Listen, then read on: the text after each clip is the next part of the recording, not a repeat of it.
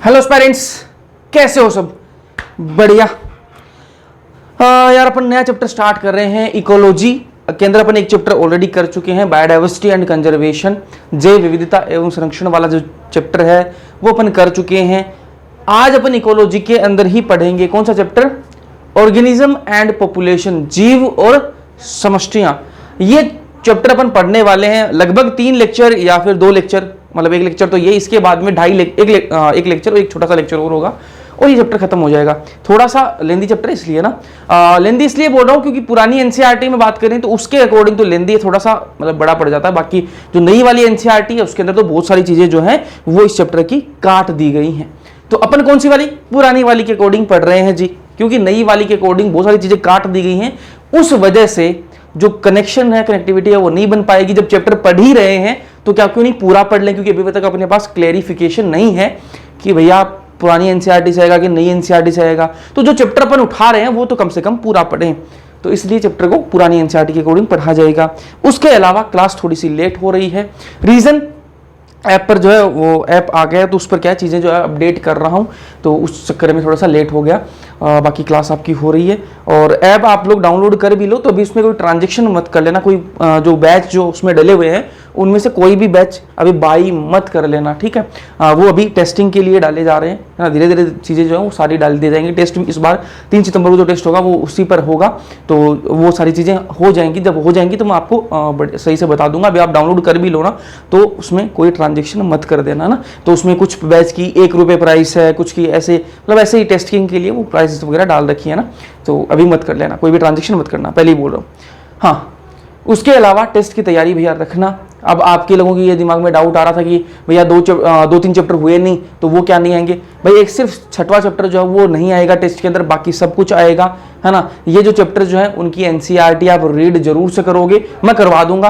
Test से पहले ये वाला चैप्टर हो जाएगा। बाकी 2 चैप्टर और बचेंगे इकोलॉजी के अंदर जो नहीं होंगे, है ना। एक आपका इन्वायरमेंटल इश्यूज रहेगा और एक आपका रहेगा आपका इकोसिस्टम वाला चैप्टर, है ना। तो ये 2 चैप्टर रहेंगे, तो वो मैं आपको टेस्ट के बाद करवाऊंगा। तो उनकी एनसीईआरटी आप देख लेना, ठीक है। बाकी एक क्वेश्चन उनसे आ जाएगा तो वो थोड़ा सा ध्यान में रख लेना। बाकी टेस्ट में सब कुछ आएगा, सिर्फ मॉलिक्यूलर बेसिस ऑफ इनहेरिटेंस नहीं आएगा। खत्म। अब जो केमिस्ट्री की जो क्लासेस की बात कर लूँ, ये तो चली ही चलेगी ही। कल से आपकी 2 क्लासेस आपको मिल जाएंगी, है ना। बायोलॉजी की मिल जाएंगी, केमिस्ट्री की मिल जाएंगी। बाकी ऑर्गेनिक केमिस्ट्री जो है उसकी शुरुआत कर देंगे 5 सितंबर से कर देंगे ना। टीचर्स डे भी शायद उस दिन होता है, तो उसी दिन से अपन ऑर्गेनिक केमिस्ट्री की शुरुआत कर देंगे। तो ये हुई प्रवचन की बातें। अब चैप्टर स्टार्ट करते हैं, जीव और समष्टियां, ऑर्गेनिज्म एंड पॉपुलेशन। जीव समझते हो यार क्या होता है? जीव क्या होता है भाई? आप जीव हो, मैं भी जीवी हूँ, ठीक है। तो जीव तो समझते हो। अब अपन इसके बारे में बात करेंगे कि इकोलॉजी के अंदर इनके क्या मतलब आपस में क्या इनका इंटरेक्शन होता है, वो सारी चीज देखते हैं। ध्यान से देखना बातों को। इकोलॉजी को हिंदी में सबसे पहले तो क्या बोलते हैं वो देख लो भाई, पारिस्थितिकी बोलते हैं। क्या बोलते हैं? पारिस्थितिकी, है ना। हिंदी में पारिस्थितिकी, इंग्लिश में इकोलॉजी कहा जाता है। अब ये इकोलॉजी यार क्या बवाल है? ये इकोलॉजी होती क्या है? ये पारिस्थितिकी जो है वो क्या होती है? हमें नहीं पता, तो सीख लेते हैं क्या होता है भाई। तो मैं ये बोल रहा हूं कि कोई भी जैविक या फिर अजैविक, जैविक और अजैविक के बीच में परस्पर क्रिया का अध्ययन करना ही क्या होता है? पारिस्थितिकी होता है। भैया ये बहुत ज्यादा हिंदी हो गई, नहीं समझ में आई बात, वापस मैं हिंदी में बोलूंगा, फिर आपको नॉर्मल भाषा में समझा दूंगा। कोई भी जैविक और अजैविक के बीच परस्पर क्रिया के अध्ययन को क्या बोलते हैं? इकोलॉजी या फिर पारिस्थितिकी कहा जाता है। अब नॉर्मल भाषा में समझाता हूं। कोई जीव है और क्या है? कोई भी अजैविक है। जैसे मान लो मैं हूं, मैं जीव हूं, ठीक है। और हवा क्या है? अजैविक कारक है, ठीक है। तो मेरे और हवा के बीच में जो इंटरेक्शन हो रहा है ना, जो इंटरेक्शन हो रहा है उसकी स्टडी को ही क्या बोलते हैं? पारिस्थितिकी कहा जाता है। तो देखो, अजैविक और जैविक के बीच परस्पर क्रिया क्या होती है आपकी? इंटरेक्शन को बोलते हैं ना। इंटरेक्शन, भाई आप और मेरे बीच में क्या हो रहा है? अभी इंटरेक्शन हो रहा है ना, तो ये इंटरेक्शन, इसे क्या बोलते हैं अपन? परस्पर क्रिया। इंटरेक्शन हिंदी में परस्पर क्रिया कहा जाता है। इसके अध्ययन को, अध्ययन मतलब स्टडी करना कि भैया कैसा इंटरेक्शन हो रहा है, मेरे और हवा के बीच में क्या इंटरेक्शन है, उसकी स्टडी करना, उसको क्या बोलते हैं, पारिस्थितिकी बोलते हैं। क्या भैया सिर्फ अजैविक और जैविक के बीच में अगर इंटरेक्शन हो रहा है उसकी स्टडी करना ही पारिस्थितिकी होती है? नहीं जी, अगर जैविक जैविक के बीच में हो रहा है ना, कोई जैविक जैविक के बीच में भी अगर कोई इंटरेक्शन हो रहा है, कोई परस्पर क्रिया हो रही है, मान लो मेरे और भैंस के बीच में ना, मेरे नहीं, चलो उसको थोड़ा सा लेते हैं, घास खा रहा है ना, भैंस क्या खा रही है, घास खा रही है ना, तो घास जो है यहाँ पर, घास क्या है, जैविक है भैया, बिल्कुल जैविक है। भैंस क्या है, वो भी जैविक है। अब भैंस जो वो घास को खा रही है, उन दिन के दोनों के बीच क्या है, परस्पर क्रिया हो रही है। तो ये परस्पर क्रिया है, इसके अध्ययन को क्या बोलते हैं अपन, इसको भी पारिस्थितिकी बोलते हैं। तो आपको क्या समझ में आना चाहिए कि भैया जैविक और अजैविक के बीच में, जैविक और अजैविक के बीच में कोई इंटरेक्शन हो रहा है और उसका अपन अध्ययन कर रहे हैं, तो वो भी पारिस्थितिकी होती है। अगर कोई जैविक और जैविक के बीच में अगर कोई अपन अध्ययन कर रहे हैं, उनके इंटरेक्शन के बीच को अपन अध्ययन कर रहे हैं, तो वो भी पारिस्थितिकी होती है। और वही बात करूं मैं कि हवा और तापमान, हवा क्या है, अजैविक है, और तापमान क्या है, अजैविक है। इन दोनों के बीच में भी अगर कोई परस्पर क्रिया हो रही है, इंटरेक्शन हो रहा है, उसके अध्ययन को भी क्या बोलेंगे, पर पारिस्थितिकी बोलेंगे। तो आपको ये डेफिनेशन समझ में आनी चाहिए, अजैविक और जैविक के बीच परस्पर क्रिया के अध्ययन को क्या बोलते हैं अपन, पारिस्थितिकी बोलते हैं। या फिर अजैविक और अजैविक के बीच के अध्ययन को भी क्या बोलते हैं, अजैविक और अजैविक के बीच के परस्पर क्रिया के अध्ययन को भी क्या बोलते हैं, पारिस्थितिकी बोलते हैं। उसके अलावा जैविक और जैविक के परस्पर क्रिया के बीच परस्पर क्रिया के अध्ययन को भी क्या बोलते हैं, पारिस्थितिकी बोलते हैं। तो मेरे हिसाब से आपको पारिस्थितिकी, जो पारिस्थितिकी होती क्या है वो आपको समझ में आ गई होगी, है ना। इकोलॉजी क्या होती है वो आपको समझ में आनी चाहिए। तो कोई भी एबायोटिक, अजैविक को एबायोटिक बोलते हैं और जैविक को बायोटिक बोलते हैं। तो कोई भी बायोटिक या फिर एबायोटिक जो ऑर्गेनिज्म है या फिर जो फैक्टर हैं, उनके बीच में अगर कोई भी इंटरेक्शन हो रहा है तो उसकी स्टडी को क्या बोलते हैं अपन, इकोलॉजी कहा जाता है। चलो, ये इकोलॉजी की हुई डेफिनेशन, परिस्थिति की डेफिनेशन आपको पता लग गई। अब बात करते हैं अपन, जैसे ही आप एनसीईआरटी का ये चैप्टर जो है वो स्टार्ट करोगे, ये जो यूनिट है जो है आपकी इकोलॉजी वाली जो यूनिट है ना, इसको जैसे ही आप स्टार्ट करोगे तो आपको एक जो चैप्टर के स्टार्टिंग से पहले आपको एक पेज दिखेगा और उसमें एक साइंटिस्ट जो है उनकी आपको फोटो दिखेगी। तो वो कौन है, तो वो है फादर ऑफ इकोलॉजी, है ना। फादर ऑफ इकोलॉजी कौन से, इंडियन इकोलॉजी, है ना, फादर ऑफ इंडियन इकोलॉजी। तो फादर ऑफ इंडियन इकोलॉजी कौन है, रामदेव मिश्रा, है ना। रामदेव मिश्रा जो है वो क्या है, फादर ऑफ इंडियन इकोलॉजी है, ठीक है। तो ये चीजें आपको पता होनी चाहिए। इसके बाद अपन आगे चलते हैं। अब पारिस्थितिकी जो आपने पता लग गया, डेफिनेशन तो पता लग गई, लेकिन पारिस्थितिकी जो होती है इसके अलग अलग स्तर होते हैं, इकोलॉजी के अंदर अलग अलग लेवल होते हैं। उन लेवल्स की बात करते हैं। देखो, इकोलॉजी के जो लेवल से, पारिस्थितिकी के जो स्तर है, इसके अंदर जो सबसे जो निचला जो स्तर है ना, सबसे जो नीचे का जो स्तर है वो कौन सा है, आपका जीव, ऑर्गेनिज्म, ठीक है। जीव है जो है वो सबसे नीचे का स्तर है। मैं बोल रहा हूं जीव है वो इकोलॉजी के अंदर सबसे छोटा स्तर है, मतलब सबसे कम जो नीचे का जो स्तर है। जैसे जैसे स्तर जो है वो बढ़ते जाएंगे, तो जो नीचे का जो स्तर है वो कौन सा है, आपका ऑर्गेनिज्म, ठीक है। अब मैं बोल रहा हूं बहुत सारे ऑर्गेनिज्म मिलेंगे, बहुत सारे जीव आपस में मिलेंगे और क्या बना लेंगे, समष्टि बना लेंगे। क्या बना लेंगे, समष्टि, पॉपुलेशन बना लेंगे। बोला ठीक बात है, पॉपुलेशन बना ली। भाई मैं इंसान हूं, आप हो, मुझे देख रहे हो, है ना। तो आप लोग मुझे देख रहे हो, तो अपन सारे मिलकर क्या बना लेंगे, एक पॉपुलेशन बन गई अपनी, है ना। तो एक अपनी समष्टि बन गई। तो वही मैं बात करूं, अगर बहुत सारे, एक देखो, एक तो अपनी पॉपुलेशन हो गई, आप जीव मैं जीव, ठीक है, मतलब मैं जीव आप जीव, है ना। तो अपन मान लो कितने भी 50 मान लो जीव हो गए अपन, 50 जीव के क्या बन गई, समष्टि बन गई, पॉपुलेशन बन गई, है ना। तो ये तो किसकी होगी, मानव की समष्टि होगी। वही मैं बात करूं, 5-7 भैंस की भी एक समष्टि बना ली, 5-7 भैंस मिल गई, वो भी एक जनसंख्या बन गई, वो भी एक पॉपुलेशन बन गई, वो भी एक समष्टि होगी, तो वो पॉपुलेशन बन गई। ऐसे मैं गाय की बना लूंगा, ऐसे मैं शेर की बना लूंगा, चीता की बना ली मैंने अलग अलग समष्टियां। अब बहुत सारी समष्टियां आपस में मिलकर क्या बना लेंगी, समुदाय बना लेंगी।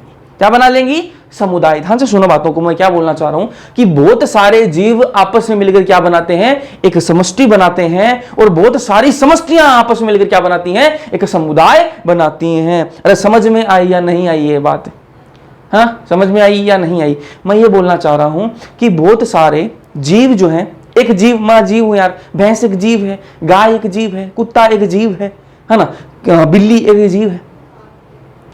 तो बहुत सारे कुत्ते आपस में मिल जाएंगे, वो अपनी एक समष्टि बना रखी है उन्होंने, है ना, अपनी एक जनसंख्या बना ली। बहुत सारे जो मानव हैं वो मिल गए आपस में और उन्होंने एक अपनी समष्टि बना ली। वहीं एक बहुत सारी भैंस अपने आपस में मिल गई, वो आपस में एक समष्टि बना ली। तो ये बहुत सारे लोग आपस में मिलकर क्या बना रहे हैं, समष्टि बना ली एक, है ना। और बहुत सारी, जैसे कुत्ते की एक समष्टि हो गई, बिल्ली की समष्टि हो गई, बानर की एक समष्टि हो गई, और ये समष्टियां आपस में मिलकर क्या बना लेंगी, एक समुदाय बना लेती हैं। अरे समझ में आई या नहीं आई? तो बहुत सारे जीव जो है वो आपस में मिलकर क्या बनाएंगे, समष्टि बनाएंगे, और बहुत सारी समष्टियां मिलकर आपस में समुदाय बनाएंगी, और बहुत सारे समुदाय आपस में मिलकर क्या बनाते हैं, जीवोम बनाते हैं। ठीक है। अब जो जीव हैं इनके अंदर अपन बात करेंगे किसकी, जीव हैं इनके लेवल पर, जो ऑर्गेनिज्म के स्तर पर, जो जीव के स्तर पर, जो कौन से स्तर हैं, ये पारिस्थितिकी क्या है, स्तर है। जो जीव है, उसके बाद में जीव, बहुत सारे जीव मिलकर आपस में क्या बने, समष्टि। तो इस समष्टि एक बड़ा स्तर है, फिर बहुत सारी समष्टियां मिलकर समुदाय बना है, समुदाय एक अलग स्तर है। तो ये पारिस्थितिकी क्या है, स्तर है। हाँ, तो जीव जो है अगर जीव के लेवल पर अपन बात करें, जीव के स्तर पर अपन बात करें, तो जीव जो है वो किस पर बात करेगा, प्रवास, निलंबन, अनुकूलन। जैसे मान लो कि कोई गर्मी पड़ रही है, किसी क्षेत्र में गर्मी पड़ रही है, तो कुछ जो जीव होंगे वो उस गर्मी को सहन नहीं कर पाएंगे, तो वो वहां से क्या कर जाएंगे, प्रवास कर जाएंगे। कहां पर, जहां पर थोड़ा टेम्परेचर थोड़ा डाउन रहेगा, उनको गर्मी सहन नहीं कर सकते, तो ऐसे क्षेत्र में चले जाएंगे जहां पर जो टेम्परेचर थोड़ा डाउन रहेगा। जैसे साइबेरियन बर्ड्स के अपन ले, है ना, तो वो साइबेरियन जो पक्षी हैं वो उड़कर कहाँ आ जाते हैं, राजस्थान में भरतपुर में आ जाते हैं ना। तो वो वहाँ पर वो क्या है, सर्दी सहन नहीं कर पाते, तो गर्मी के लिए वो यहाँ आ जाते हैं ना। तो इस तरीके से ये क्या प्रवास है ना। तो जीव के लेवल पर क्या प्रवास होता है, निलंबन, कुछ क्या है सस्पेंड कर लेते हैं खुद को ना, निलंबन क्या होता है आगे पढ़ेंगे अपन। और कुछ अनुकूलन, कुछ अडेप्ट कर लेते हैं खुद को, क्या है अडेप्ट कर लेते हैं, अनुकूलन कर लेते हैं। जैसे कुछ ऑर्गेनिज्म गर्मी पड़ रही है तो गर्मी के अकॉर्डिंग वो क्या है अनुकूलन कर लेंगे। जैसे अपन है, मानव की बात करूं तो मानव जो है वो गर्मी भी सहन कर सकता है ना। उसकी जो बॉडी है वो टेम्परेचर को क्या मेंटेन कर सकती है ना। तो अपन क्या गर्मी पड़ी तो अपन क्या एसी लगा ली, कूलर लगा ले, फिर अपनी बॉडी जो वो भी क्या कर ले, ये तो कूलर एसी तो अलग चीज होगी। अपनी बॉडी के लेवल पर बात करें, प्राकृतिक रूप से अपन बात करें, तो वहां पर अपन क्या कर सकते हैं, अपनी जो शरीर है अपना वो क्या करेगा, पसीना निकालेगा ना। पसीना निकालेगा तो स्वेटिंग होगी, पसीना से क्या होगा, अपना जो टेम्परेचर है वो डाउन आता है, इसलिए पसीना आता है ना। तो अपना टेम्परेचर डाउन आ जाएगा। अगर अपन सर्दी की बात करें तो सर्दी में क्या होता है, शिवरिंग होती है। शिवरिंग क्या होती है, कंपकपी है ना। तो कंपातेपन है ना, तो कंपन होती है, उसकी वजह से क्या होता है, अपनी बॉडी जो है वो एक्सरसाइज करती है। वो क्या है, एक्सरसाइज है। तो जैसे कंपन होगी तो उससे क्या होगी, बॉडी में ऊर्जा आएगी। ऊर्जा का मतलब यहाँ पर ताप आएगा ना, बॉडी के अंदर टेम्परेचर जो है वो बढ़ेगा, तो सभी क्या टेम्परेचर मेंटेन होता है। तो लेकिन सारे जो और जीव होते हैं उनके अंदर ये जो फीचर है, वो जो ये विशेषता है वो नहीं देखी जाती। तो ये कुछ जो ऑर्गेनिज्म है उनके अंदर ही देखी जाती है, क्योंकि जो अनुकूलन की जो विशेषता होती है वो क्या खर्चीली विशेषता है भाई। क्या है खर्चीली विशेषता, इसमें क्या है ऊर्जा का खर्च बहुत होता है। देखो अब पसीना आ रहा है तो उसमें क्या है ऊर्जा का खर्च बहुत हो रहा है ना। अपन तो क्या है अपने पास तो ऊर्जा का बहुत बढ़िया काम है, तो अपनी कोई दिक्कत नहीं है। लेकिन बहुत सारे जीव बेचारे ऐसे, छोटे छोटे जीव ऐसे हैं उनके अंदर ऊर्जा की कमी है बेचारों के अंदर, तो वो कहाँ से कंपकपी कर ले, वो कहाँ से पसीना निकाल देना। तो ऐसे होता है, आगे पढ़ेंगे इनके बारे में डिटेल में। तो अभी आपको इतना पता रखना है, जीव के बारे में अपन ये बातें करेंगे। समष्टि के लेवल की बात करें भाई, समष्टि के स्तर पर क्या बातें करेंगे अपन, तो समष्टि के स्तर पर अपन बात करेंगे जन्म दर क्या है ना। किसी एक समष्टि के अंदर मान लो कि कोई कुत्ते की एक क्या है पूरी समष्टि जनसंख्या है, उसमें से मान लो 10 कुत्ते हैं, एक कुत्ता मर गया, कितने बच गए, 9 बच गए ना। तो मृत्यु दर क्या है उसका, है ना। उसमें से अगर कुत्ते अगर 15 हो गए तो क्या है वहां पर कुत्ते ने जन्म लिया होगा ना, तो क्या है यहाँ पर जन्म दर की बात करेंगे। अगर अपन किसी जीव के लेवल पर बात कर रहे हैं तो यार उसका प्रवास करेगा, वो का प्रवास करेगा, अनुकूलन है या नहीं है, निलंबन कर रहा है या नहीं कर रहा है, ये बातें करेंगे। अगर अपन किसके लेवल पर, समष्टि के लेवल पर बात करेंगे तो अपन क्या बात करेंगे भाई, जन्म दर कैसा है, मृत्यु दर क्या है उसकी, है ना। तो ये सारी बातें करेंगे, जनसंख्या घनत्व क्या है, ये सारी बातें करेंगे अपन, है ना। तो ये सारी चीजें डिटेल में पढ़ेंगे, अभी बस बता रहा हूं आपको, ओवरव्यू दे रहा हूं, डिटेल में ये सारी चीजें अपन करने वाले हैं।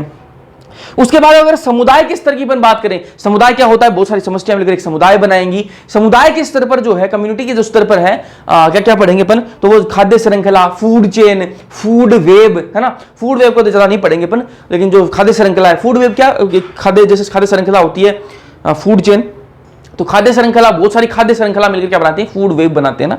तो ये खाद्य वेब पढ़ेंगे अपन, कंपटीशन ये अपन पढ़ेंगे। तो ये सारी चीज डिटेल में पढ़ेंगे इस चैप्टर के अंदर, है ना। जीवोम क्या होता है वो भी देख लो आ जाओ।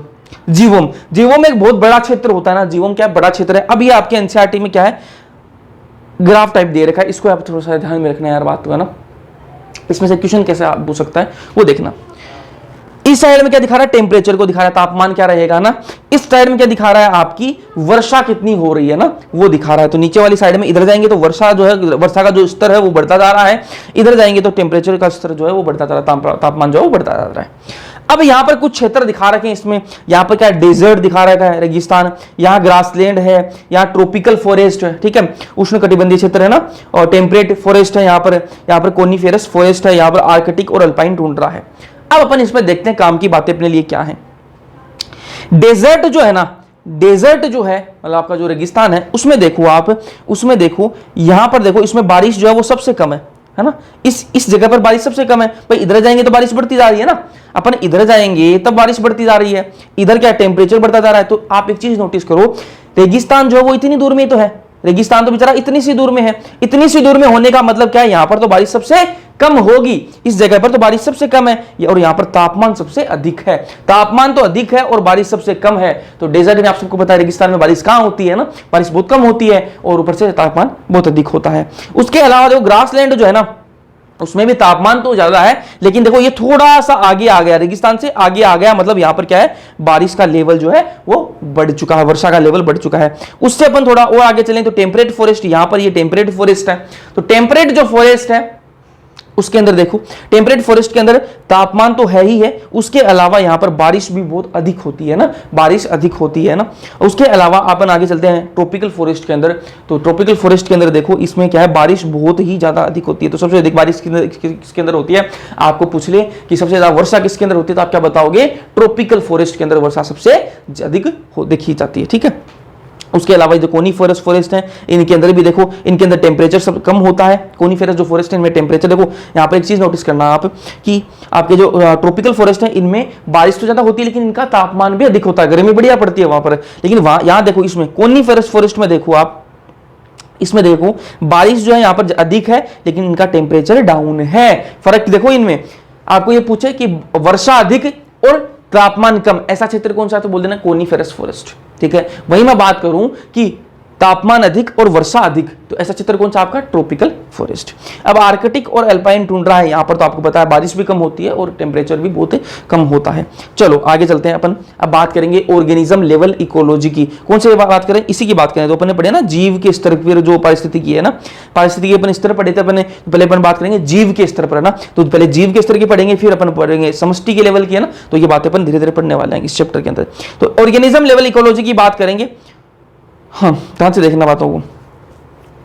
तो यह मुख्य रूप से शारीरिक गतिविधि से संबंधित है। जो शारीरिक गतिविधियां उनसे संबंधित है, देखो मैं आपको बता दी कि ये क्या करते हैं, अनुकूलन करते हैं। तो यहां पर क्या होगा, पसीना आएगा है ना, और आपकी ठिठुरन होगी, मतलब कंपी आएगी। तो ये क्या शारीरिक गतिविधि है। उसके अलावा कोई प्रवास कर रहा है, मैंने आपको साइबेरियन जो पक्षी है उनकी बात बताई कि वहां पर ठंड पड़ती है, तो वो कहाँ जाते हैं, उड़कर यहाँ राजस्थान में भरतपुर में आ जाते हैं। तो ये क्या है, वहां पर प्रवास कर रहे हैं, तो ये भी क्या शारीरिक गतिविधि है, ठीक है। निलंबन करते हैं, वो भी शारीरिक गतिविधि है। अब क्या होते हैं, इनको डिटेल में अपन आगे पढ़ने वाले हैं। तो ये शारीरिक गतिविधि पर क्या है, शारीरिक जो गतिविधि है उनसे संबंधित होता है। जो वो आपके जीव के स्तर की जो पारिस्थितिकी होती है, जीव के स्तर की जो पारिस्थितिकी होती है, वो किससे संबंधित है, शारीरिक गतिविधियों से संबंधित है। पहली लाइन तो आपको ये पता होनी चाहिए। दूसरी बात, जीव और पर्यावरण के बीच परस्पर क्रिया है, ठीक है। जो ऑर्गेनिज्म की बात कर रहे हैं अपन, जीव के स्तर पर अपन पारिस्थितिकी की बात कर रहे हैं, जीव के स्तर पर अपन जो इकोलॉजी की बात कर रहे हैं, वो क्या होती है, जीव और पर्यावरण के बीच में। मैं जीव हूं, पर्यावरण क्या है, हवा है, तापमान है ना, लाइट सनलाइट हो गई आपकी, पानी हो गया। तो ये क्या है, आपकी पर्यावरण ही, तो यही तो पर्यावरण है। तो पर्यावरण और मेरे जीव के बीच में जो इंटरेक्शन हो रहा है, पारस्परिक क्रिया हो रही है, वो अपन इसमें देखने वाले हैं। तो जीव यहां पर क्या है, आपका जैविक कारक है। भाई जीव तो जैविक कारक है, मैं जैविक कारक ही तो हूं, और यहां पर जो पर्यावरण है वो क्या है, अजैविक कारक है, ठीक है। देखो अब एक शब्द आता है यार, निश, है ना, एक शब्द आता है निश। ये निश क्या होता है, सहन की जाने वाली स्थिति की सीमा। अब भाई कितनी सीमा तक अपन सहन कर सकते हैं कोई चीज को, किसी भी चीज को कितनी सीमा तक अपन सहन कर सकते हैं ना, तो वो क्या होती है, निश। एक बार सिर्फ सीमा नहीं होती सहन करने की, सीमा के साथ साथ में आपकी आवश्यकताएं क्या क्या हैं, उसके अलावा आपका भूमिका क्या है ना। तो भूमिका, आवश्यकता और सहन की जाने वाली शक्तियां, सहन की जाने वाली स्थिति की जो सीमा है, ये तीनों चीजें हैं वो जिसके अंदर होती हैं, वो क्या है, निश होता है। अब आपको एक चीज समझाता हूं मैं। अब आपको एक तो देखेंगे मिलेगा हैबिटाट वर्ड। हैबिटाट क्या होता है? प्राकृतिक आवास को क्या बोलते हैं अपन? हैबिटाट बोलते हैं ना। जो प्राकृतिक आवास है, जैसे कि कोई शेर है जंगल में रहता है तो उसका क्या प्राकृतिक आवास है ना। हाँ, किसी ने बनाकर थोड़ा दिया उसको कि भाई महल बना दिया, बंगलो बना दिया, तो उसका प्राकृतिक आवास है। ठीक है, तो ये प्राकृतिक आवास जो है उसको इंग्लिश में बोलते हैं हैबिटाट। अब ये शब्द आता है निश। ये निश क्या होता है? इसको हैबिटाट मत समझना, आवास मत समझना। क्या होता है देखो ध्यान से, ये क्या है? पूरा का पूरा क्या है? प्राकृतिक आवास है। ये पूरा प्राकृतिक आवास है। इसमें दो स्पीसीज हैं, ये एक स्पीसीज एक है, ये स्पीसीज दो है। अब मैं ये बोल रहा हूं कि मैं एक स्पीसीज हूं, मैं आपको मानते हो भैया हाँ आप एक स्पीसीज हो।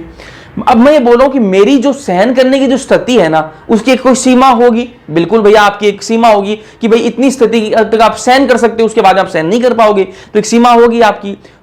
एक ये चीज। दूसरी, मेरी कोई ना कोई भूमिका भी है यार, है ना। मैं ऐसे ही थोड़ा ना हो कि मैं ऐसे ही घूम रहा हूं यहां पर। भाई मेरी कुछ तो एग्जिस्टेंस है ना, मेरा कुछ तो एग्जिस्टेंस है। ठीक है, आप भी मानते हो भाई मेरी कुछ ना कुछ तो भूमिका है समाज में, है ना, इस जगह पर कुछ तो कुछ भूमिका है। बोला ठीक बात, आपकी भूमिका भी है, मान लिया आपकी बात, है ना। और मेरी कुछ आवश्यकताएं भी हैं, मेरी कुछ आवश्यकताएं भी होंगी। भाई कोई जीव है तो उसको जरूरत पड़ेगी, भाई मुझे खाने की जरूरत है, मुझे कपड़े पहनने की जरूरत है, तो कुछ ना कुछ आवश्यकताएं भी होंगी, है ना। तो वही क्या होती है? निश होती है ना। तो किसी भी जीव की सहन करने की जो स्थिति है, उसकी सीमा प्लस उसकी जो आवश्यकताएं हैं प्लस उसकी भूमिका, तो इसे क्या बोलते हैं? पर निश बोलते हैं। किसी भी स्पीसीज के लिए उसका निश हमेशा अलग होगा। अब मान लो मेरी और आपकी जरूरतें जो है वो सेम हो सकती हैं, लेकिन मेरी, आपकी और भैंस की जो आवश्यकता है वो कभी भी सेम नहीं हो सकती। भाई आप, भैंस को अलग जरूरत है, उसको घास चाहिए, आपको मेरे को घास छोड़ना चाहिए। भाई आपकी और मेरी जरूरतें जो सेम हो सकती है। भाई आपको आईफोन चाहिए, मेरे को भी आईफोन चाहिए। ठीक है, आपको बहुत सारा पैसा चाहिए, मेरे को भी बहुत सारा पैसा चाहिए। तो अपन क्या है? एक स्पीसीज है ना, आप भी मानव, मैं भी मानव। तो अपनी क्या है यहाँ पर जो चीजें जो है, अपनी जो आवश्यकताएं जो है, अपनी जो भूमिका है, जो वो एक हो सकती है। सहन करने की स्थिति भी अपनी एक जैसी हो सकती है। लेकिन वहीं बात करूं कि भैंस जो है और कुत्ता जो है, इनकी आवश्यकताएं जो है वो हमेशा क्या होंगी? अलग होंगी। भैंस को क्या चाहिए? चारा चाहिए, और वहीं कुत्ते को क्या चाहिए? मीट मिल जाए तो क्या ही मजा आ जाए। ठीक है, तो यहां पर जो है आप समझ गए होंगे कि हर जो स्पीसीज है, किसी भी स्पीसीज के लिए उसका निश जो है वो हमेशा अलग होगा। हर स्पीसीज के लिए, हर जो स्पीसीज है उसका निश जो है वो अलग होगा। तो यहां पर देखो हैबिटाट जो है, प्राकृतिक वास जो है वो एक हो सकता है ना। ये एक ही वास के अंदर दो टाइप की अलग अलग स्पीसीज है, दो प्रकार की अलग अलग स्पीसीज है, और इन दोनों का क्या है? अलग अलग निश है। जैसे मान लो मैं हूं, ठीक है, अपन इंसान अपन है ना, अपन और गाय भैंस कुत्ते बिल्ली ये सारे क्या है? एक ही प्राकृतिक आवास में रह रहे हैं, एक ही प्राकृतिक आवास में रह रहे हैं, लेकिन अपनी जरूरतें जो है वो अलग अलग है, सबकी भूमिका जो है वो अलग अलग है, और सहन करने की जो स्थिति है वो भी अलग अलग है अपनी, है ना। तो ये सारी चीजें आपको समझ में आई होंगी। अब अपन को क्या पढ़ना है यहाँ पर देखो, अपन पहले पढ़ेंगे अजैविक कारक कौन कौन से हैं ना, कि भाई पर्यावरण के अंदर कौन कौन से अजैविक कारक है। जैसे आपकी हो गई मिट्टी होगी, मृदा होगी, उसके अलावा आपकी लाइट होगी, मतलब जो प्रकाश हो गया, उसके अलावा आपको क्या हो गया? जल हो गया, तापमान हो गया। ये क्या है? अजैविक कारक हैं। तो पहले अपन क्या पढ़ेंगे? अजैविक कारक पढ़ेंगे, उसके बाद में अपन आगे चलेंगे जैविक कारक की तरफ। ठीक है, तो पहले प्रमुख अजैविक कारक कौन कौन से हैं उनकी देख लेते हैं। तापमान, है ना, तापमान को देखते हैं। भाई तापमान बहुत क्या है? मुख्य अजैव कारक है ना। तापमान सबसे इंपॉर्टेंट है। इन मैंने आपको 4-5 बताई, इनमें सबसे इंपॉर्टेंट कौन सा? तापमान ही है। तो पारिस्थितिक रूप से सबसे अधिक प्रासंगिक पर्यावरणीय जो कारक है वो कौन सा है? तापमान है। तो सबसे इंपॉर्टेंट जो है ना, जो सबसे इंपॉर्टेंट है वो कौन सा है? तापमान, टेम्परेचर है भाई। ठीक है, ये भिन्न भिन्न होता है, अलग अलग होता है टेम्परेचर। आप सबको पता है भाई, अलग अलग जगह पर अलग अलग टेम्परेचर होगा। जैसे राजस्थान है, वहाँ पर अलग टेम्परेचर मिलेगा आपको। वहीं आप हिमाचल की तरफ जाओगे, वहाँ पर आपको अलग टेम्परेचर मिल जाता है। तो अलग अलग जगहों पर, जम्मू कश्मीर में अलग टेम्परेचर आपको मिलेगा। ये तो हुई अपने देश के लेवल की बात। अब अपन थोड़ा चलते पृथ्वी के लेवल की बात करते हैं यार, है ना। पहले मैं थोड़ा सा इसको चेंज करता हूँ यार, है ना। 1 मिनट दीजिए मुझे, 1 मिनट दीजिए, ताकि आपको थोड़ा सा और बेटर विजिबिलिटी है इसके लिए। ठीक है, अब एक पेज थोड़ा सा एक्स्ट्रा क्रिएट हो गया, उसको मैं डिलीट कर देता हूँ। 1 मिनट दीजिए भाई, 1 मिनट।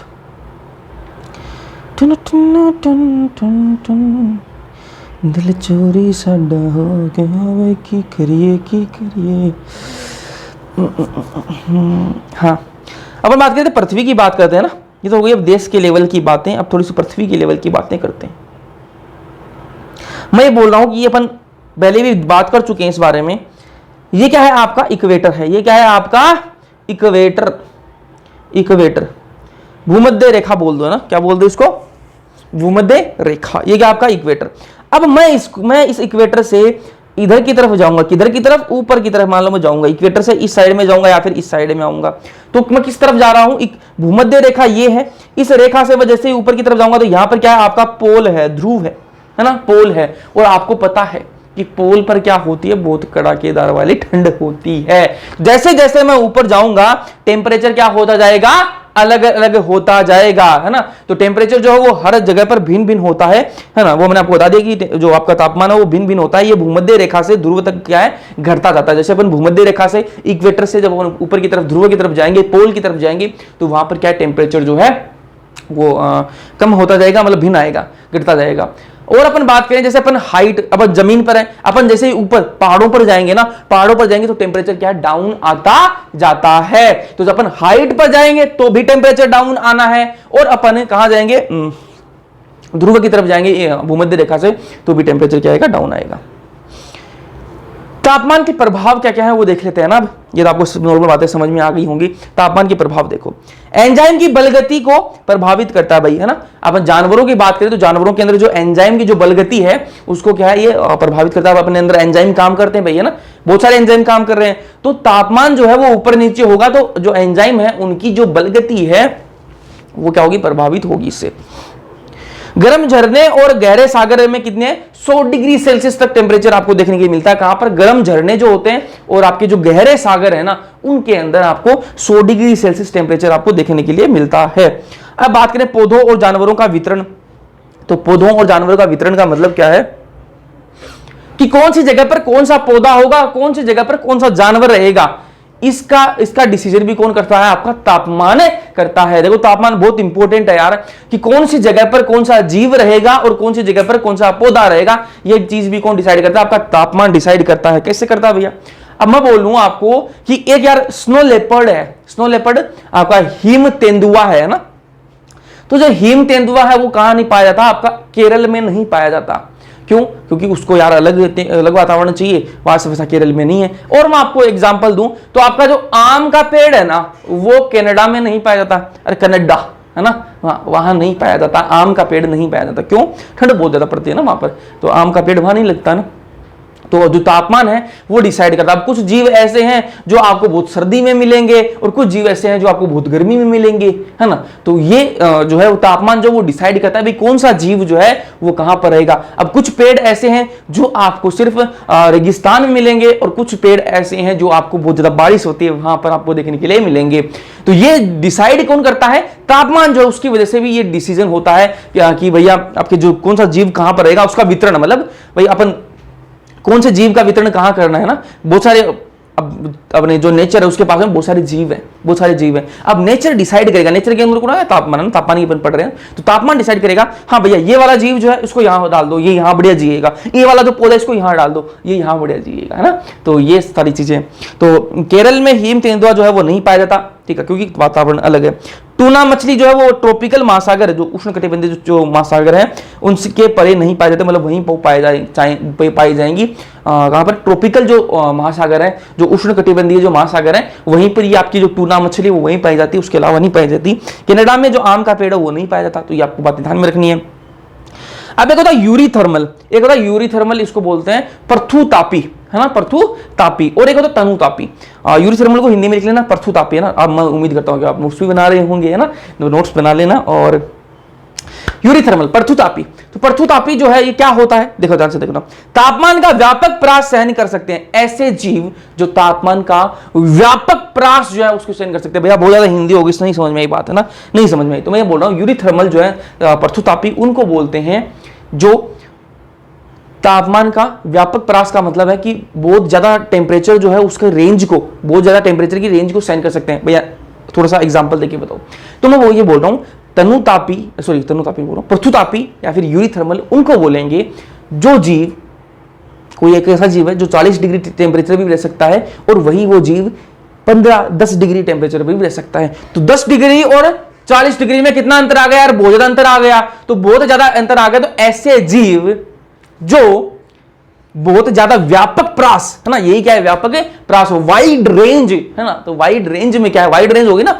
व्यापक प्रास तो हो गया भाई 40 डिग्री 10 डिग्री, कितना फर्क आ गया, बहुत फर्क आता है। तो ऐसे जो जीव है जो तापमान की जो वाइड रेंज है, व्यापक प्रास है, उसको सहन कर सकते हैं, उनको क्या बोलते हैं अपन, यूरीथर्मल या फिर पृथुतापी उसको कहा जाता है। तो तापमान का व्यापक प्रास सहन कर सकते हैं, उनको क्या बोलते हैं, यूरीथर्मल या फिर पृथुतापी। ये बात समझ में आ गई। अब एक होता है स्टीनोथर्मल, क्या होता है स्टीनोथर्मल, तनुतापी। ये तनुतापी क्या होती है, तनुतापी उनको बोलेंगे जो ज्यादा टेम्परेचर को सहन नहीं कर सकते हैं ना। ज्यादा टेम्परेचर मतलब क्या है कि ऐसे जीव जो भाई 45 डिग्री पर बढ़िया रह सकते हैं, है ना, चलो और लेते हैं, जो मान लो 30 डिग्री पर बढ़िया रह सकते हैं, ऐसे जीव जो 30 डिग्री पर बढ़िया तरीके से रह सकते हैं। और वहां पर आपने कर दिया कितना, 34 डिग्री कर दिया, 30 डिग्री वाले को आपने जैसे 34 डिग्री दिया भाई उसकी हालत खराब हो जाएगी, उसकी तो हालत खराब हो जाएगी। और ऐसे जीव को जो 30 डिग्री पर बढ़िया से रह सकता है, उसको अगर आपने क्या दे दिया, 28 डिग्री दे दिया, 27 डिग्री दे दिया टेम्परेचर, है ना, और वो कैसा जीव है, वो पृथुतापी नहीं है, वो अगर तनुतापी हुआ तो भाई उसकी तो हालत खराब हो जाएगी। पृथुतापी को तो कोई दिक्कत ही नहीं आएगी। यूरीथर्मल तो क्या होता है, 40 डिग्री पर भी रह लिए, 10 डिग्री पर भी रह लिए, कोई दिक्कत नहीं है उनको ना, वो टेम्परेचर पर ना मेंटेन कर सकते हैं। लेकिन तनुतापी होते हैं वो बेचारे क्या है, टेम्परेचर को ज्यादा मेंटेन नहीं कर सकते। अगर 30 डिग्री में रह सकते हैं वो, तो 30 डिग्री से अगर आप ज्यादा ऊपर बढ़ाओगे ना, 35 डिग्री 34 डिग्री पर गए तो उनका खेल खत्म है। वहीं उससे नीचे आओगे 30 डिग्री से तो उनका खेल खत्म हो जाएगा। तो ऐसे जो स्टीनोथर्मल तनुतापी जो है तापमान की कम परास में रहते हैं, तो कम परास जो तापमान कम परास उसमें रहते हैं। तो ये बातें मैं उम्मीद करता हूं आपको समझ में आई होंगी। तो पहला जो अजैव कारक है वो अपन ने पढ़ लिया। अब दूसरा अपन बात करते हैं, जल की बात करते हैं। तो आपके दिमाग में एक चीज आ रही होगी कि भैया मजे हैं उनके, तो यहां पर पानी की समस्या कितनी होती है, आप सबको पता है कि पानी भी खरीदना पड़ रहा है ना। राजस्थान में पानी है, ठीक है, हाँ, तो कितनी दिक्कत हो रही है पानी की, है ना। लेकिन उनके तो बहुत मजे हैं, जो क्या है, पानी में रहने वाले जो जीव हैं उनके तो पानी के मजे ही मजे हैं भाई, उनके पास तो पानी की कोई कमी नहीं है ना। जैसे अपने पास में पानी की कमी है भाई, मान ली बात है ना, लेकिन वैसे जीव जो पानी में ही रहते हैं उनके पास तो पानी की कमी नहीं है, आपके दिमाग में ये आएगी। लेकिन दिक्कत ये है कि वो भी पानी की समस्या से जूझते हैं। अब आप बोलोगे भैया वो क्यों जूझते हैं, उनके पास तो पानी में रह रहे हैं, समुद्र में ही रह रहे हैं वो, तो उनके पास क्या दिक्कत आ गई उनके पास में, उनके पास में दिक्कत आती है भाई पानी की क्वालिटी कैसी है। अपने लिए किस चीज की दिक्कत आ रही है कि भाई पानी की समस्या आ रही है, पानी है ही नहीं, वो पानी में रह रहे हैं लेकिन वहां पर क्या है, पानी की समस्या आ रही है कि वहां पर जो पानी की मात्रा है वो खराब है। पानी की मात्रा नहीं, पानी की मात्रा तो बहुत बढ़िया है, पानी की गुणवत्ता खराब है ना। तो जलीय जो जीव है उनको भी क्या है, जल संबंधित जो समस्या है उनका सामना करना पड़ता है। कैसे करना पड़ता है, देखो रासायनिक संगठन कैसा है पानी का, पीएच कैसी है पानी की, लवणता कितनी है पानी के अंदर ना। तो बहुत सारे जीव ऐसे होंगे तो भाई वो कम लवणता के अंदर रह सकते हैं, और बहुत सारे जीव ऐसे होंगे ज्यादा लवणता के अंदर रह सकते हैं। तो वो अलग अलग जीव होंगे पानी वाले भी, कुछ कुछ जीव ऐसे जो भाई कम पीएच में रह सकते हैं, कुछ ज्यादा पीएच में रह सकते हैं, तो वो अलग अलग है ना। रेगिस्तान जो है, रेगिस्तान के अंदर जल संरक्षण के लिए विशेष अनुकूलन कर लेते हैं। जो पेड़ होते हैं ना रेगिस्तान के अंदर, रेगिस्तान में लगने वाले जो उगने वाले जो पेड़ होते हैं वो पानी को बचाने की, पानी की भाई समस्या रेगिस्तान के अंदर तो ना, तो रेगिस्तान के अंदर पानी की समस्या है, तो पानी को संरक्षण करने के लिए भाई थोड़ा थोड़ा पानी मिलता है उसको संरक्षित तो कर लें। तो पेड़ उसके लिए क्या कर लेते हैं, एडेप्टेशन कर लेते हैं, अनुकूलन कर लेते हैं। कैसे कर लेते हैं भाई, अपनी पत्तियों जो पत्तियां होती हैं पेड़ पे जो पत्तियां लगती हैं उनको छोटा कर लिया। तो उनके अलग अलग तरीके हैं, वो आगे मैं आपको बताऊंगा अभी। हाँ, तो उस तरीके से वो क्या कर लेते हैं, अपना अनुकूलन कर लेते हैं। तो उनको क्या बोलते हैं, ऐसे जो प्लांट्स होते हैं उनको क्या बोलते हैं, जीरोफाइट्स कहा जाता है। क्या बोलते हैं, जीरोफाइट्स। जो रेगिस्तान में उगने वाले जो प्लांट्स होते हैं वो जीरोफाइट्स बोलते हैं। तो जलीय जीवों के लिए जल की मात्रा महत्वपूर्ण नहीं होती, आ रहा ना, जल में रहने वाले जो जीव है उनके लिए जल की मात्रा जो है वो महत्वपूर्ण नहीं होती है, क्योंकि उनके पास मात्रा तो बहुत है ना। लेकिन दिक्कत कहां आती है, जल की जो गुणवत्ता है वो क्या है, महत्वपूर्ण होती है। वहां पर क्या है, जल की जो गुणवत्ता है उसको देखकर उनके पास में पानी की समस्या होती है। अब लवणता की बात कर लेते हैं भाई। लवणता को मापी किस में जाती है, पीपीटी में मापी जाती है ना। लवणता जो है वो पीपीटी में मापी जाती है। पीपीटी क्या होती है, पार्ट्स पर थाउजेंड। क्या होती है, पार्ट्स पर थाउजेंड। तो बात करें अंतःस्थलीय जल की, है ना, अंतःस्थलीय जल जो ग्राउंड वाटर है आपका, जो जमीन के अंदर जो पानी है उसकी बात करें तो उसके अंदर कितनी लवणता होती है, 5 पीपीटी से भी कम, 5 पीपीटी से भी कम उसमें लवणता पाई जाती है। किसके अंदर, जो अंतःस्थलीय जो जल है, फ्रेश वाटर जो होता है उसके अंदर कितनी, 5 पीपीटी से भी कम लवणता है उसके अंदर। तो बहुत बढ़िया पानी है वो, है ना। अब बात करें समुद्र के पानी की, बात करें तो समुद्र के पानी के अंदर कितनी होती है लवणता, 30 से 35 पीपीटी। कहां, 5 पीपीटी से भी कम लवणता, और कहां पर 30 से 35 पीपीटी। तो ये समुद्र का पानी तो अपने लिए तो बहुत खराब है भैया ना। तो कुछ जीव ऐसे होंगे, कुछ मछलियां, कुछ जलीय जीव ऐसे होंगे जो आपके नॉर्मल तालाब हैं उनके अंदर वो रहना पसंद करते हैं, है ना। अगर उन्हीं को, अब नॉर्मल तालाब अगर वो फ्रेश वाटर वाला हुआ, है ना, तो उसके अंदर क्या क्या रहेगी, आपकी लवणता बहुत कम रहेगी। वहीं मैं उस जीव को, उस मछली को उठाकर मैं समुद्र में डाल दूं, वहां पर क्या होगा, लवणता बहुत अधिक है भाई, 5 पीपीटी से कम है यहां पर तो, और यहां पर 30 से 35 पीपीटी है, तो बेचारे की हालत खराब हो जाएगी, मर जाएगा बेचारा वो जीव, है ना। तो और फिर ये आपको लग रहा बहुत ज्यादा होगी, लेकिन कुछ होते हैं अति लवणीय लगून, है ना। अति लवणीय जो लगून है वहां पर तो भैया 100 पीपीटी से भी अधिक क्या है, लवणता पाई जाती है। तो अलग अलग जीव हैं, उनका अलग अलग खेला है। अगर मैं समुद्र वाली मछली को लाके पाना नॉर्मल पानी के अंदर डाल दूं तो उसको वहां पर दिक्कत आएगी, ठीक है। अब जैसे अपन ने बात की थोड़ी देर पहले पर्थुतापी और तनुतापी, ना, यूरिथर्मल और स्टेनोथर्मल की बात करी, वैसे अपन यहां पर भी बात करेंगे पर्थु लवणी और तनु लवणी, है ना। तो पर्थु लवणी जो है इसको इंग्लिश में बोलते हैं यूरी हेलाइन, और तनु लवणी को बोलते हैं स्टीनो हेलाइन। तो क्या क्या होते हैं वो आपको समझ में आ गया होगा। जैसे अपन ने वहां पर यूरी थर्मल को क्या बताया मैंने आपको कि जो क्या वाइड रेंज को क्या कर सकते हैं, सहन कर सकते हैं। वाइड रेंज का क्या बताया मैंने आपको, व्यापक परास को क्या कर सकते हैं, वो सहन कर सकते हैं। वहां पर तापमान की बात करें तो यहां पर लवण की बात कर लेंगे। तो यहां पर क्या व्यापक परास को, व्यापक परास के प्रति जो सहनशीलता होती है जिनके अंदर, उनको क्या बोलते हैं अपन, पर्थु लवणी बोल देते हैं, यूरी हेलाइन इंग्लिश में, ना। तो ऐसे जीव जो क्या है, कम लवणता के अंदर भी रह लेते हैं और अधिक लवणता के अंदर भी रह लेते हैं। ऐसे जीव जो कम लवणता के अंदर भी रह लेंगे और अधिक लवणता के अंदर भी रह लेंगे, वो क्या हो गए, आपके पर्थु लवणी हो गए, है ना, यूरी हेलाइन हो गए। वही मैं बात करूं स्टीनो हेलाइन की या फिर तनु लवणी की, तो ये क्या होता है आपका, ऐसा जीव जो क्या है, एक या तो ये कम वाले लवण वाले में रहेगा तो कम वाले में रह सकता है। अगर आप इसको उठा के क्या आप डाल दोगे, अधिक लवणता वाली जगह पर डालोगे तो वहां उसको दिक्कत आएगी बहुत ज्यादा। अगर ये अधिक लवणता वाला तो उसको कम लवणता में डालोगे तो उसको दिक्कत आएगी। तो ऐसा जीव जो क्या कम परास में सीमित रहता है उसको क्या बोलते हैं, तनु लवणी बोलते हैं, ठीक है। अब आगे चलते हैं, अपन बात करते हैं प्रकाश की। प्रकाश की बात करते हैं तो पौधों पर क्या प्रभाव होता है प्रकाश का, आप सबको पता है भाई, ये क्या बनाते हैं, फोटोसिंथेसिस करते हैं, है ना, अभी प्रकाश संश्लेषण करते हैं, तो आपको पता ही बात है ना। तो पौधों पर क्या प्रभाव होता है प्रकाश का, तो लाइट जरूरी है उनके लिए, उत्पादकता के लिए, फोटोसिंथेसिस के लिए ना। फोटोपीरियोडिज्म क्या भाई, फूल किसके कब निकलेंगे, है ना, वो अपन प्लांट फिजियोलॉजी के अंदर पढ़ेंगे 11th क्लास के अंदर, वो अलग है ना। लेकिन यहाँ पर इतना समझो, फोटोपीरियोडिज्म क्या है, फ्लावरिंग, है ना, कि भाई किसके फूल, कुछ ऐसे आपके पौधे होते हैं जिनके सर्दियों में फूल आते हैं, कुछ के गर्मियों में फूल आते हैं, तो वो फोटोपीरियोडिज्म है। फोटोपीरियोडिज्म वहां पर टेम्परेचर, आप सर्दियों से टेम्परेचर का मत लेना, क्योंकि सर्दियों के अंदर क्या है, लाइट उनको कम मिलती है और गर्मियों के अंदर लाइट ज्यादा मिलती है ना। या फिर इसको समझो कुछ क्या होते हैं रात के अंदर, जिनके अंदर कुछ पौधे से जिनके अंदर रात के टाइम पर ज्यादा फूल आते हैं, या फिर कम जब रोशनी होती है तब ज्यादा फूल आते हैं, तो वो फोटोपीरियोडिज्म है। रंध्र जो स्टोमेटा है उनका खुलना, वो भी क्या प्रकाश पर निर्भर करता है। अब जानवरों पर क्या प्रभाव आता है भाई प्रकाश का, वो भी देख लो। जानवरों पर क्या प्रभाव है, प्रवासन। प्रवासन मतलब अगर टेम्परेचर, जो प्रकाश है, लाइट है ना, वो भी टेम्परेचर से रिलेटेड है। तो कुछ जीव ऐसे होते हैं वो प्रवास कर जाते हैं, जो प्रकाश की मात्रा कम यदि हुई तो प्रवास कर जाते हैं। चारा खोजने की आदत है ना, जो अब कुछ जीव ऐसे हैं जैसे गाय, भेड़, भैंस, बकरी, है ना, तो ये जो है, ये इनमें भी क्या चारा खोजने जाएंगे, तो वो भी इसके लिए प्रकाश, भाई रात में थोड़ा ना जाएंगे, दिन में खोजने जाएंगे ना चारा, हाँ, तो यहाँ पर प्रकाश की जरूरत पड़ती है। प्रजनन, जो प्रजनन के लिए भी क्या है, प्रकाश जो है वो डिसाइड करता है प्रजनन कैसे, किसके अंदर रिप्रोडक्शन का टाइम आएगा या नहीं आएगा, तो वो टाइम जो कौन डिसाइड करता है, प्रकाश। इसमें भी ऐसा नहीं कि सिर्फ प्रकाश ही होगा, लेकिन प्रकाश भी एक कारक बन जाता है प्रजनन के लिए। अब बात करें जो छोटे पौधे होते हैं ना, जो छोटे पौधे उनके लिए यार लाइट की बहुत कमी होती है। अब जंगल के अंदर आप बोलोगे भाई जंगल के अंदर तो बहुत ज्यादा लाइट ही लाइट है ना, प्रकाश तो आता ही है जंगल के अंदर, तो मैंने कहा वहां पर भी दिक्कत आती है यार पेड़ पौधों को। क्या दिक्कत आती है, जो छोटे पौधे होते हैं ना, जो बड़े जो पौधे हैं, बड़े जो पेड़ है ना, उनको कोई दिक्कत नहीं है प्रकाश की, है ना, उनके पास तो प्रकाश भरपूर है, सनलाइट खूब आ रही है। लेकिन दिक्कत किनको आ रही है, जो छोटे छोटे पौधे बेचारे, छोटी छोटी झाड़ियां हैं, उनको दिक्कत आ रही है। क्या दिक्कत आ रही है भैया, अब जंगल है यार, जंगल में क्या है, बड़े बड़े पेड़ हैं, वो बड़े बड़े पेड़ क्या है, दो पेड़ इधर से, है ना, दो पेड़ हैं ऐसे, और ऊपर उनकी डालियां जो वो आपस में क्या हो गई, मिल गई, ऊपर से डालियां मिल गई उनकी। अब डालियां जो है वो आपस में उनकी मिल गई, ऐसे बहुत सारे पेड़ हो गए और उनकी डालियां आपस में मिलती जाएंगी।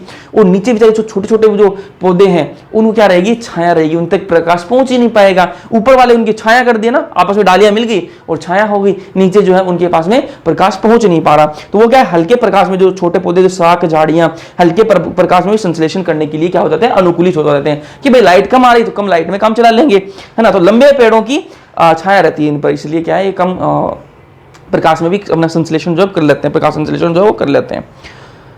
अब बात कर ले वेवलेंथ की। भाई प्रकाश की बात कर ही रहे हैं तो प्रकाश का जो कितना वेवलेंथ है जिसके लिए उसमें फोटोसिंथेसिस हो सकती है ना, तो वो देखो 400 से 700 एनएम, 400 से 700 एनएम की जो लाइट आएगी, जो प्रकाश का जो वेवलेंथ आएगी ना, इसको क्या बोलते हैं, PAR बोलते हैं ना, पार बोलते हैं। पार का मतलब क्या है, फोटोसिंथेटिकली एक्टिव रेडिएशन। अगर इतने 400 से 700 एनएम की अगर लाइट प्रकाश आ रहा है ना, तब तो क्या है वो फोटोसिंथेसिस के लिए क्या है, उपयोगी है। अगर 700 से अधिक आ रहा है ना, 700 से अधिक अगर 700 एनएम से अगर अधिक प्रकाश आ रहा है, इसकी वेवलेंथ ज्यादा आ रही है, फिर गड़बड़ हो जाएगी। क्या हो जाएगी भैया, वो क्या है, यूवी जो रेडिएशन है ना, वो क्या है पौधों और जानवरों के लिए क्या होती है, हानिकारक होती है। पता है ये बात तो, ठीक है। गहरे समुद्र में जो है वो रेड एल्गी पाई जाती हैं, ये अपन 11वीं क्लास में पढ़ेंगे। तो जो समुद्र होते हैं, गहरे जो समुद्र है उनमें क्या है आपकी रेड एल्गी जो है वो पाई जाती है, और वहां पर क्या है लाइट इंटेंसिटी बहुत कम होती है। भाई गहरा समुद्र है तो समुद्र के अंदर ऊपर ऊपर तो लाइट आ जाएगी, सूर्य की जो किरणें हैं वो ऊपर ऊपर तो आ जाएंगी, लेकिन गहरा बहुत गहरा समुद्र तो नीचे कहां जाएंगी। तो जो गहरे समुद्र में कौन रहती है, रेड एल्गी पाई जाती है, तो वहां पर क्या है जो लाइट की इंटेंसिटी जो वो बहुत कम होती है। अब बात करते हैं अपन मृदा की, है ना। चौथा जो कारक अपना अजैव कारक पढ़ रहे हैं अपन, याद रखना। तो अजैव कारक के अंदर चौथा कारक कौन सा आपका, मृदा, मतलब सोइल, ठीक है। तो मृदा जो है उसका निर्माण जो है वो निर्भर करता है किस पर, चट्टानों का अपघटन जो है। भाई अपनी जो मिट्टी है वो किससे बनी है, भाई चट्टाने थी पहले, चट्टानों क्या वो टूटी है चट्टाने ना, जो चट्टानों के अपघटन से, उनके टूटने से ही तो क्या मृदा बनी है। तो मृदा का जो निर्माण है वो किस पर निर्भर करेगा, चट्टाने कैसे टूटेंगी, उनका अपघटन कैसा होगा, उस पर डिपेंड करेगा। और दूसरा क्या है, मिट्टी क्या है एक जगह से उड़ के दूसरी जगह जाती है, या फिर नदी के साथ में पानी, अगर कोई ज्यादा बारिश आ गई, बाढ़ आ गई, उसके साथ में बहाव के साथ में मिट्टी चली जाती है। तो उसके उन दोनों चीजों पर, एक तो चट्टानों के अपघटन पर निर्भर करती है, और दूसरा स्थानांतरण हुआ है या नहीं हुआ उस पर भी क्या है मृदा का निर्माण जो है वो निर्भर करता है। अब स्थानांतरण का मतलब मैंने आपको कहा हवा में आंधी के साथ में उड़ के चली जाती है ना, और पानी के बहाव के साथ में जाती है। सोइल कंपोजिशन की बात करें ना, मृदा का संगठन कैसा होगा उसकी बात करें तो कण की साइज कैसी है, मृदा के जो मिट्टी के अंदर जो कण है ना, मिट्टी के जो कण है उनकी साइज कितनी है। भाई कुछ मिट्टी जो ऐसी होती है जिनके अंदर उनकी कण की साइज बहुत बड़ी होती है, कुछ ऐसे इनके अंदर कण की साइज बहुत छोटी होती है, तो उस पर भी उसकी जो क्वालिटी है, भाई मिट्टी की क्वालिटी कैसी होगी वो उस पर निर्भर करती है। ऑर्गेनिक मैटर कितना है मिट्टी के अंदर, ऑर्गेनिक मैटर कितना है ना, वो भी वो देखना चाहिए। पानी, हाँ मिट्टी के अंदर पानी की मात्रा, एकदम सूखी मिट्टी है फिर पानी की मात्रा है। एयर, मिट्टी के अंदर हवा कितनी है ना, तो ये सारी चीजें सोइल कंपोजिशन के अंदर आ जाती है। अब मृदा की विशेषताएं देखते हैं, मृदा की विशेषताएं क्या होती हैं।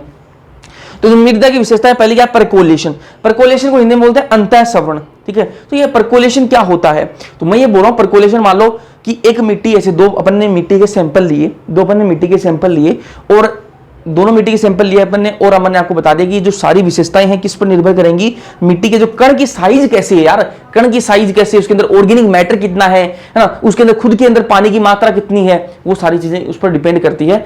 मिट्टी के अंदर उसकी क्वालिटी कैसी आएगी। तो मैंने दो मिट्टी के सैंपल लिए है ना, और एक मिट्टी के सैंपल पर मैंने क्या डाल दिया, पानी डाल दिया, दोनों पर क्या डाला, बराबर में पानी डाला, ठीक है। अब मैं दोनों को देख रहा हूं, दोनों मिट्टियों को देख रहा हूं। एक मिट्टी जो है उसके अंदर पानी डालते ही क्या चला गया, पानी जो है वो नीचे उसने सोख लिया, और एक लेयर मैंने मिट्टी की लगाई, उस नीचे वाली जो दूसरी लेयर है मिट्टी की, अब मिट्टी के अंदर अलग अलग लेयर होती है, आपको पता है ना, बचपन से पढ़ते आ रहे हैं अपन। तो मिट्टी की जो ऊपरी लेयर है उसके नीचे एक और लेयर, एक और परत होगी, तो मैंने ऊपर वाली परत पर पानी डाला, तो जैसे जल्दी से उस मिट्टी ने क्या कर लिया, पानी को सोख लिया, और नीचे वाली परत में वो पानी चला गया। वही मैंने दूसरी जो मिट्टी का सैंपल लिया था उसके अंदर पानी जो हुआ धीरे धीरे जा रहा है ना, उसके अंदर पानी जो है वो धीरे धीरे जा रहा है। पहली वाली जो मिट्टी का सिंपल था उसके अंदर मैंने पानी डाला और डालते ही वो सोख लिया उसने। दूसरी वाली जो मिट्टी है उसमें पानी धीरे धीरे वो सोख रही है। तो ये क्या होता है, परकोलेशन। परकोलेशन क्या है, कितनी पानी की मात्रा निचली परत में जा रही है, पानी की जो मात्रा है वो नीचे वाली परत में कितने जा रहा है पानी की मात्रा, उसे क्या बोलते हैं, परकोलेशन, अंतः सवर्ण इसको कहा जाता है। तो ये किस पर डिपेंड करती है, ये डिपेंड करती है भाई मिट्टी के जो कण है उनकी साइज कैसी है। अगर मिट्टी कण की साइज अलग होगी है ना, छोटी होगी बड़ी होगी, उसमें अपन को नहीं जाना है। तो वैसे पानी डालेंगे तो पानी कब सोखेगी है ना, तो जैसे बालू मिट्टी होती है ना उसमें पानी डालते वो सोख लेती है ना, और वैसे वही मैं बात करूं जो आपकी चिकनी मिट्टी होती है, काली मिट्टी जो होती है उसमें पानी डालते हैं नहीं जाएगा पानी जल्दी से है ना, तो वो उसमें वाटर होल्डिंग कैपेसिटी ज्यादा है। अब दूसरा जो विशेषता है वो क्या आती है, वाटर होल्डिंग कैपेसिटी, जल धारण की क्षमता। तो मैंने आपको बता दिया जो बालू मिट्टी होती है उसमें आपने जो रेत, बालू मिट्टी रेत है ना, तो रेत में पानी डालोगे और पानी सोख लिया उसने। और वही मैं बात करूं क्या आपकी काली मिट्टी, चिकनी मिट्टी है ना, उसमें पानी डालेंगे तो वो क्या है, पानी को धीरे धीरे सोखती है, ठीक है। तो इनमें वाटर जल धारण की जो क्षमता है वो ज्यादा किसमें है, ठीक है, चलो पीएच की बात करें अपन। पीएच भी मृदा की जो पीएच है, मतलब मिट्टी की पीएच कैसी है वो भी देखना पड़ता है भाई। अगर आपको कोई अगर पौधा लगाना है, कुछ भी लगाना है, अगर कोई पौधा आपकी जमीन पर नहीं उगा है तो उसमें पीएच का भी खेला होता है ना। अगर पीएच जो है कम अधिक हुई मिट्टी की तो पीएच चेक की जाती है ना, मिट्टी की सैंपल लेके जाते हैं और पीएच चेक करते हैं, तो पीएच चेक की जाती है। तो अगर मिट्टी क्या एसिडिक हुई तो उसमें एक विशेष प्रकार के पौधे नहीं लगेंगे। अगर मिट्टी कैसी हुई, आपकी क्षारीय हुई है ना, तो उसमें एक विशेष प्रकार के पौधे नहीं लगेंगे। तो मिट्टी की जो पीएच है वो भी निर्भर करती है।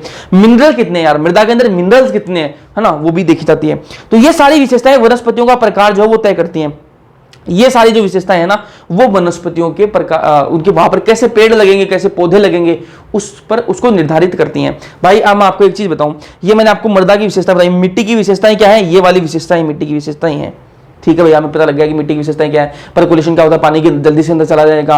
वाटर होल्डिंग कैपेसिटी, जो जल धारण की जो क्षमता है वो कैसी है, पीएच कैसी है ना, मिनरल कैसे हैं। तो ये सारी जो विशेषताएं हैं ये यही क्या क्या डिसाइड करते हैं, ये डिसाइड करते हैं कि यहाँ पर किस टाइप के पेड़ पौधे लगने वाले हैं। भाई मिट्टी कैसी है, मिट्टी अगर बढ़िया हुई तो उस पर क्या है, बढ़िया क्या लगेंगे, पौधे लगेंगे, पेड़ लगेंगे, है ना। और मिट्टी की क्वालिटी खराब है तो वहां पर पेड़ पौधे नहीं लगेंगे, है ना। या फिर मिट्टी क्या है, एसिडिक है तो वहां पर एक विशेष प्रकार के पौधे लग सकते हैं। मिट्टी अगर बेसिक हुई तो वहां पर क्या है, विशेष प्रकार के पौधे लग सकते हैं। तो मिट्टी डिसाइड करती है कि यहां पर कैसे पेड़ पौधे लगने वाले हैं। तो मैं यही बोल रहा हूं, ये सारी विशेषताएं, मृदा की जो विशेषताएं, मिट्टी की जो विशेषताएं हैं, ये निर्धारित करती हैं कि कौन से प्रकार की जो वनस्पतियां हैं वो यहां पर उगने वाली हैं। ठीक है भैया, वनस्पति उग गई, आपके पेड़ पौधे लग गए। अब मैं ये बोल रहा हूं कि मिट्टी ने क्या डिसाइड किया कि यहां पर कौन से पेड़ पौधे लगेंगे, और फिर पेड़ पौधे लगने के बाद उन पेड़ पौधों ने क्या डिसाइड किया कि यहां पर कौन से जीव यहां पर आके रहेंगे, कौन से जानवर यहां आएंगे। यहां पर वापस देखना बातों को, मैं क्या बोल रहा हूं, मैं बोल रहा हूं मिट्टी जो है वो डिसाइड करेगी, मिट्टी की जो विशेषताएं वो डिसाइड करते हैं कि यहां पर कौन से पेड़ पौधे उगेंगे। और पेड़ पौधे जो है वो उगेंगे, वो पेड़ पौधे डिसाइड करेंगे यहां पर कौन से जानवर रहेंगे। अब पेड़ पौधे कुछ इस प्रकार के उग गए कि भैया वो भैंस खाती ही नहीं, तो वहां पर भैंस नहीं रह सकती ना। वहां पर कोई ऐसा क्षेत्र है उस पर इस प्रकार की वनस्पतियां हैं कि वो बकरी भैंस ये नहीं खा सकती है ना, तो वहां पर ये बकरियां भैंस नहीं पाई जाएंगी।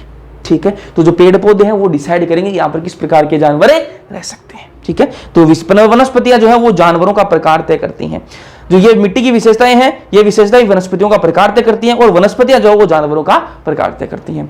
आज के लेक्चर में यार इतना ही पढ़ेंगे ना, इसके आगे क्या पढ़ेंगे अगले लेक्चर के अंदर। समझ में आया या नहीं आया कमेंट सेक्शन में कमेंट करके जरूर बताना। वीडियो पसंद आया लाइक कर देना। उम्मीद करता हूँ आपने राखी वाखी बढ़िया बनाई होगी, रक्षाबंधन बढ़िया तरीके से बनाया होगा। तो इसी के साथ अपन लेक्चर खत्म करते हैं, और वीडियो पसंद आया लाइक कर देना, अपने दोस्तों के साथ में शेयर कर देना। बाकी मिलते हैं नेक्स्ट लेक्चर के अंदर, तब तक के लिए पढ़ते रहो।